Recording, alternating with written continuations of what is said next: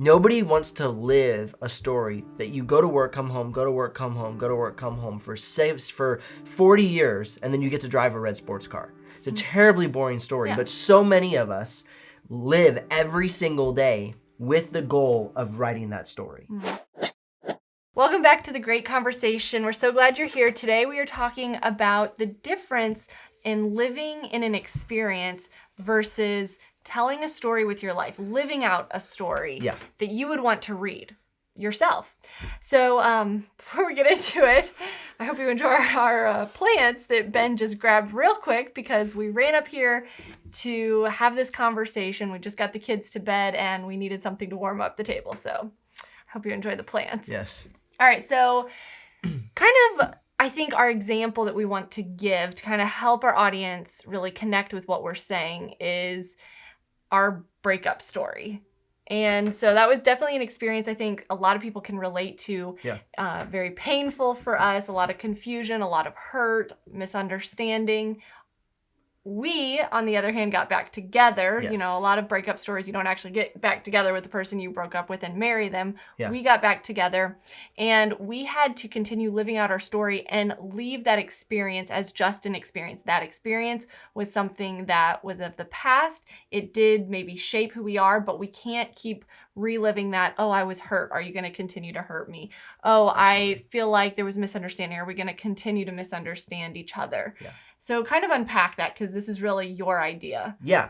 The idea of living in an experience is allowing an experience to define everything that surrounds either your life or a specific relationship, a job, it could be even a type of food. Like I ate this food at Burger King one time, and now every time I think of that Burger King food, I want to throw up because I threw up. You know, it's living out life as an experience. The experience defines how you feel about anything in the moment, and it defines how you move forward or don't move forward. So a lot of people could have that with like childhood trauma. Absolutely. Yeah. Okay. Yeah, absolutely. And this could be like a good or a bad experience, right? Oh, totally.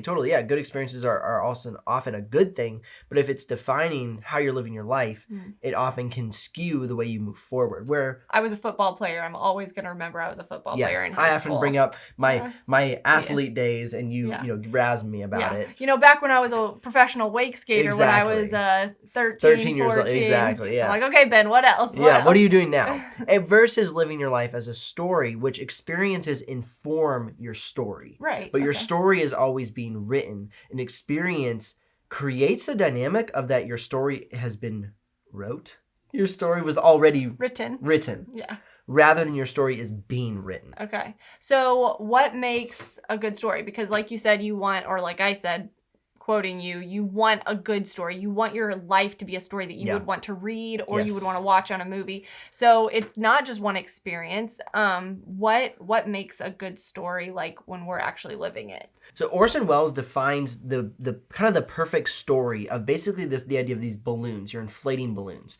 So you have a balloon, you inflate it, and right before it pops, you start to inflate, you switch and you start to inflate another balloon. So you inflate, and right before it pops, you start to inflate another balloon. And then later in this scene, or later in the movie, you come back and you pop that balloon. And then you move forward, and then you pop the other balloon, and then maybe another balloon inflates, and then you move on, and then you pop. So it's these stories, it's these rise and falls, it's the scene changes, it's the different individuals that interact in your life, it's the accomplishments, it's the failures, it's the defeats, it's the wins, it's everything that makes up your story. It's tension and its release. And so the reason that a good story is full of adventure, not safety, is because tension creates a release. And a release can create that whoa moment that is worth telling the story. I often tell the idea of nobody wants to live a story that you go to work, come home, go to work, come home, go to work, come home for 40 years, and then you get to drive a red sports car. It's a terribly boring story, but so many of us live every single day with the goal of writing that story. So a great story often comes without a narrative to fall into. A great story has to be lived. It has to be created. It has to be fostered. As you go. So that's kind of like as you go, you build, but you're always saying like, okay, let's build our life. Like, let's have an end goal. This is what I want to do. People need to know what they want to do. Yeah, I would say like we talked about that how do you live a great story? Well, first of all, you have to choose a goal, right? You have to figure out what you want your life to look like. But then you thoughtfully mention, well, how do you know what you want your life to look like? Right. Well, you read that, like, it's more about the systems. You just read this in Tools for Titans. Yes. That, like, just create systems and the everyday of, like, okay, I have the system, I'm doing it. I don't exactly know why I'm doing it, but I think it's going to become something one day. The example that he mentioned in the book was that he was made a system to write a blog every single day, or write a blog, I don't know, every other day, or something like that. And when you say system, you mean like a habit, right? A habit, exactly. It's a habit rather than a goal. And so the system is to write a blog. Why did he want to write a blog? Well, he wanted to get better at writing. He wanted to capture attention. He wanted to just foster new ideas through his writing and unpack his ideas, which then became something. He developed a following, and after that, he was then able to sell a product. And so by developing systems, you are putting in place learning, attention, and exploration. And that is what helped him inform his story. Okay. But that's like one character in a story. That's you. Yeah. And so you have all these systems and you think you want to go towards this end goal, but you don't know if that's exactly what your life's going to become. So you have all these systems. But what about the interaction of like other characters in the story and like being open to change and the dynamics of like people coming in and causing pain or excitement, or maybe taking you towards a different course or like on another course towards your goal that, you might have or might not have? Like, how do people really welcome that while they're trying to plan their story? Yeah, I think like I've often thought about that in our relationship. Before we got married, I was just going to bike across the United States and just be homeless and beg for money and, whatever, drink at coffee shops, whatever it might be. Yeah. And then when we met, it gave me a new story to live because it informed me that life was more than just about the things that I wanted to do. It was more than just about being on my bike. It gave me, it widened my horizons, so to speak. So I think one thing that helps is having a goal, but then being available for horizon widenings. Because then if you're open to your horizons widening, I can't even say that, you are reading books, you are having conversations, you are saying, I believe this, what do you believe? Okay, well that helps me inform that my belief is shifting a little bit, and now this is my new goal because I didn't realize that was possible.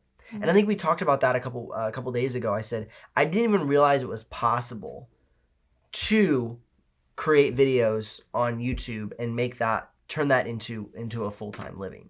But once I did it, it then opened up a whole nother series of ideas that were initially never even thought of.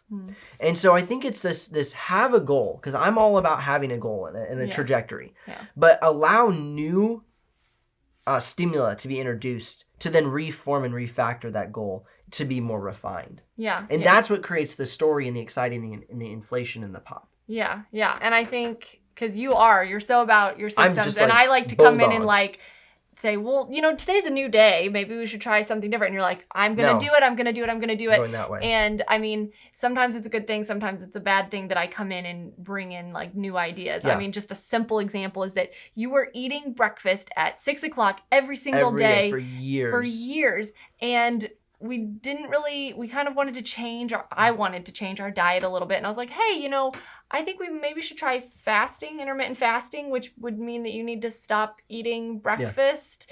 And just a suggestion. And I was like scared to even recommend it because you were so about your breakfast. And then one day you were just like, you came to me and you're like, I think I'm going to stop eating breakfast. I think I'm going to start intermittent fasting. And so like, that's like a tiny instance of like a moment that changed so much about our life. Absolutely. And it was just like an experience of me reading a book and like then experimenting on my own, and then it really changed so much. But I do want to kind of go back to the example that we had about the breakup. And just how I know it's really squeaky. I gotta fix that. For us, there was so much confusion in the breakup. For me, it was my first boyfriend and first heartbreak. And so there was so much confusion for me. And I spent the summer after our breakup just like trying to filter through and like write out and discover what I felt about the whole situation so that I could move on in a healthy way. Yeah. And I could continue to write my story and not just live in that experience. But I think there's so many people that have an experience and they don't know how to do that. They don't know how to move past. And so like with relationships, they take those feelings of pain or rejection or anger or even good things from a breakup, like, oh, my last boyfriend treated me this way in a good way, and I'm going to take that into this next relationship and expect the same from these people. Yeah. And so how do people, so that was an experience of a breakup, but whether it's like childhood trauma or losing a job that you felt defined you or like being rejected by a boyfriend or a girlfriend, examples of just different experiences. How do people move past those and not take them into their story, but at the same time allow it to go into their story, because that makes for a more dynamic character? I think there's a big difference between allowing the experience to form part of the story and, like we said, having the experience be the experience that you live in forever. And the way that you do this is you put to death that day, that person in that moment. So for instance, when we broke up, okay, that day that we broke up, that has the opportunity to die. That day dies, that day is gone, but we can remember what happened on that day. But as soon as we allow it to die, we can move forward with the memory into the story. But if we continue to rehash that day, and that day is informing everything that we're doing, it's then controlling us. Yeah, and I kind of agree with that, but at the same time, like, it's not just a memory, because who I was the day before the breakup is not the same person that I was the day after the breakup. Like, it truly does change. A circumstance can truly change a person physically, mentally, emotionally, etc., to where the person moves on and they're a new person. And so yes, the day is dead and the person of that day is dead in a sense, because that day can never be relived again. But still, it's not just a memory. Like, the character has changed to a new person. By allowing that character who was on that day to be transformed, you're in essence putting that past person to death and becoming a new person.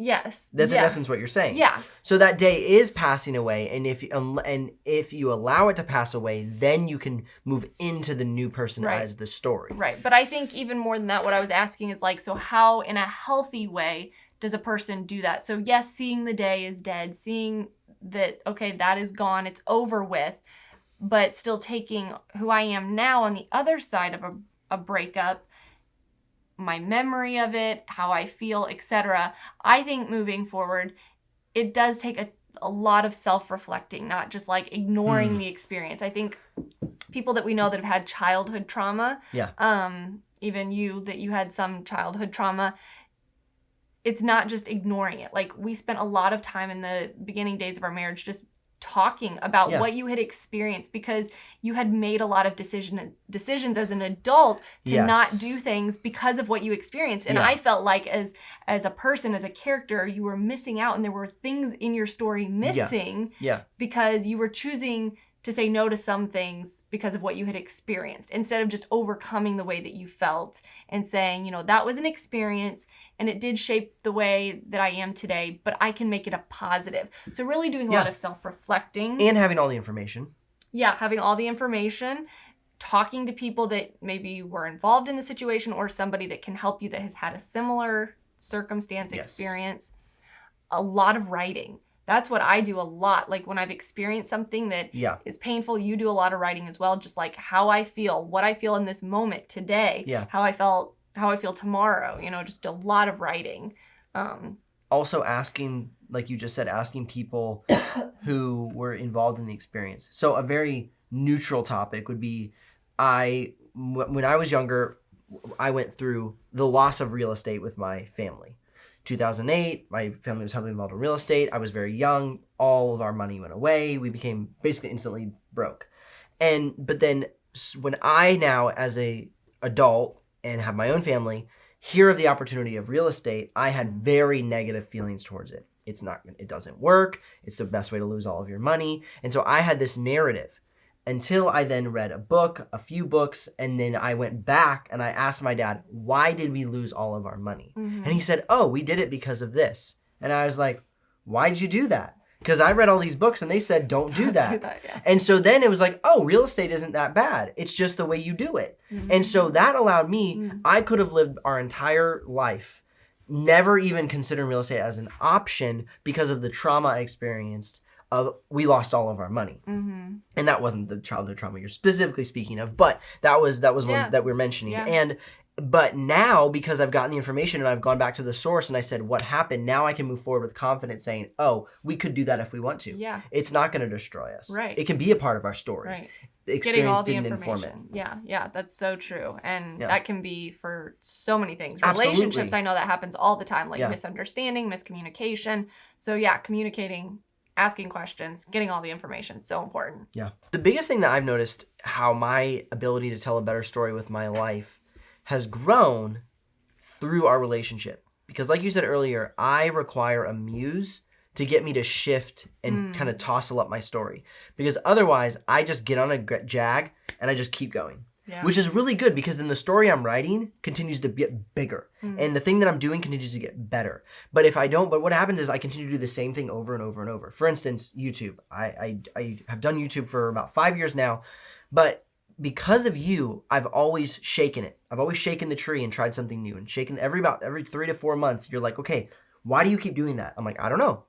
Maybe I should try something different. So I think having a muse is extremely important in telling a story with your life, because then you're questioned on why you're writing that story in that way, why you're putting forth the effort into that piece of the story.